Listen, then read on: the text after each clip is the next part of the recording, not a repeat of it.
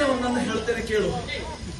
ಭೂಮಿಯಲ್ಲಿರುವ ನೀರೊಂದು ಸೂರ್ಯನ ಕಿರಣಕ್ಕೆ ಆವಿಯಾಗಿ ನವಮಂಡಲವನ್ನು ಸೇರ್ತದೆ.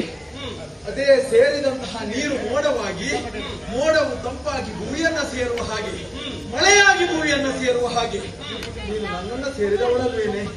ಅದಲ್ಲದೆ ಹೋದ್ರೆ ಈ ಹಿಂದೆ ಒಂದು ಕಾಲದಲ್ಲಿ, ದಕ್ಷದ್ವರದ ಕಾಲದಲ್ಲಿ, ದಕ್ಷನ ಯಜ್ಞದಲ್ಲಿ ದಗಿಸಿ ಹೋದವಳು ನೀನಿದ್ದೀಯ. ತದನಂತರದಲ್ಲಿ ಪರ್ವತ ರಾಜನ ಮಗಳಾದಂತಹ ಪಾರ್ವತಿಯಾಗಿ ನನ್ನನ್ನ ಒಂದು ಸೇರಿದವಳು ನೀನಿದ್ದೀಯ. ಉಮಾಮಹೇಶ್ವರಿ ಎನ್ನುವ ಹಾಗೆ ನನ್ನನ್ನು ಕೊಂಡಾಡಿದ್ರು. ಇದಕ್ಕೆ ಅಲ್ವೇನೆ ಆವತ್ತು ನಾನು ದಕ್ಷನ ಯಜ್ಞಕ್ಕೆ ಹೋಗುವ ಸಂದರ್ಭದಲ್ಲಿ ಬೇಡ ಅಂತ ಹೇಳಿದ್ದೆ, ಹೋದವಳು ನೀನು.